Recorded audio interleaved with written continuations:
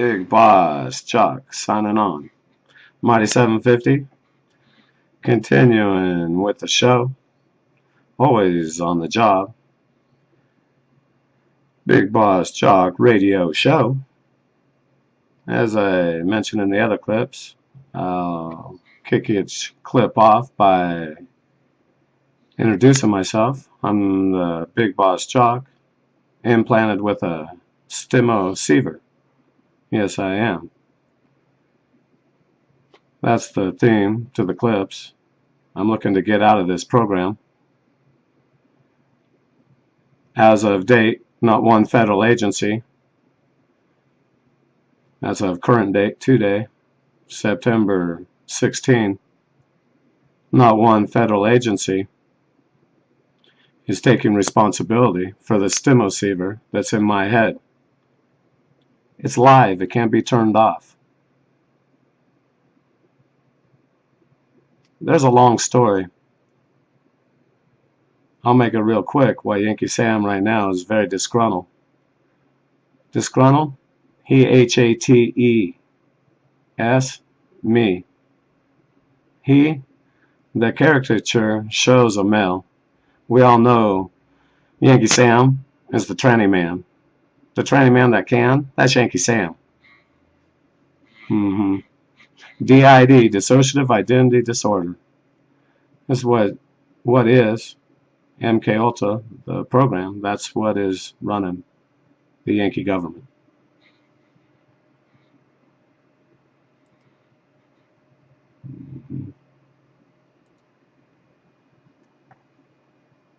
Looking to get out of the program.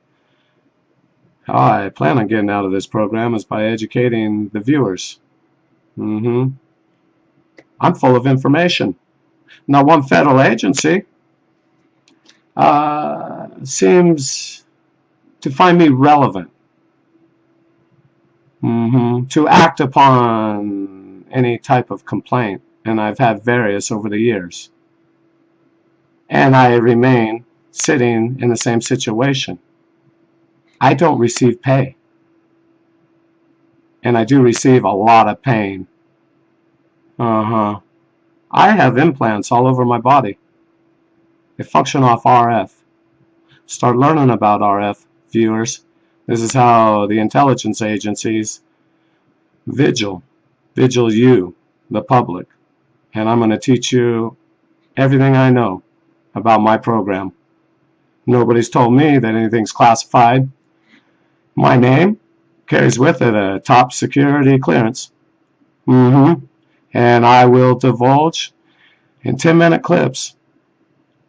I will continue uploading information that does exist right here in my mind.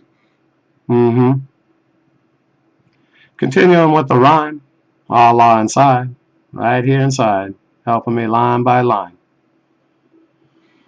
We did do a fine rhyme. Continuing with CZZ analyzation. That's what this is. 1042, purple light, blinking on police shields. And excuse me before we begin, new federal officers who don't find me relevant and nor seem to do the job. I'm a slave. This isn't I've been asking out for a day or 2 days. This is years. Years that I'm sitting here in the same situation, not receiving any pay. I'll continue with my clips. Enjoy, viewers. Purple light, blinking on police shields, 1042, 1043. It's not every day. Such information is put out for the public to view. 1043, all staged. The protesters talking with the reporter. 1047, green to the pink on the police shield. 1052, quote, if you're out after curfew, you want to be arrested, end quote.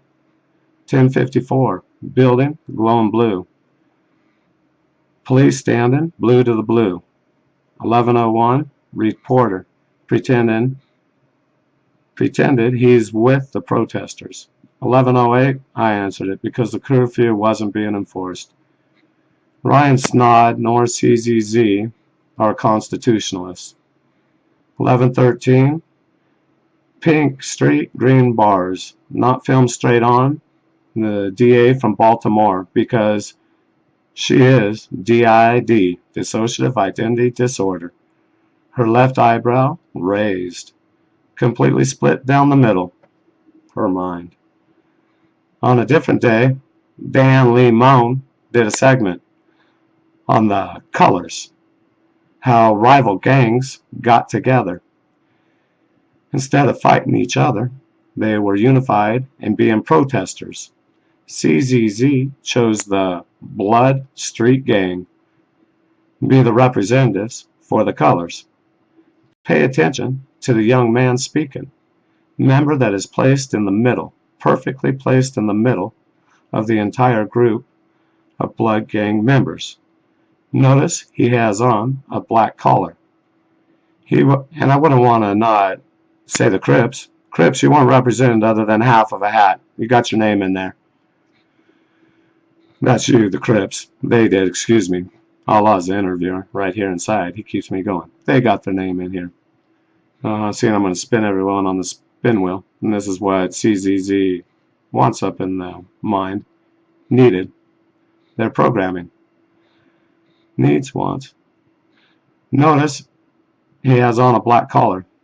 This is the one gang member wearing red in the very center. He was the only one with black and red. When he spoke educated, stood out from the rest. Get the code, get the code. Black and red are communist colors. Yankee Sam creating their new enemy. No longer African Americans. And I'll cut in here for a second. Afro Americans, it should always have been turned for the community. The rest of the hemisphere, is, if their bloodline goes back to Africa, they're the Afro population. Afro-Cubanas, Afro-Colombianos, Afro-Peruanas, and so on. African American is not an easy title to say. It doesn't roll off the tongue. Going to a one-syllable word is disrespectful. That was planned by Yankee Sam. What I need the viewer to understand, when I refer to Afro-Americans, that is with respect. It's just the same as I respect everyone else in the Western Hemisphere that is of African descent.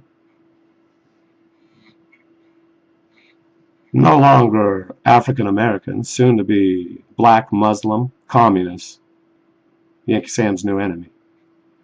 I doubt that young man and realize there's 76 million Muslims out of the 310 million people residing in the United States. Yankee states. And in 15, Sunday evening, I believe it was around the 15th, Barry got up, hissing, using the istices, and he explained everyone like he's used the term us, which is him, because I'm not going to say I'm a Yankee imperialist like him up there at the podium. He said that they're all H-A-T-E-R-S. Him. Listen to his speech, because he didn't, and this is how they eschew views. Who are the haters? That's the Yankee supremacist. The supremacists that have been among us.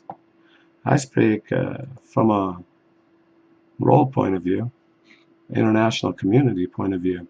I spent decades. I have 4.5 of them. And for my adult life, other than a mandated 7-year stay inside the Yankee Empire, I spent a good part of it outside of the Yankee States. I traveled principally in the third role. I don't receive pay. I'm a Stimoceiver as of current day. Big Boss Jock, signing off.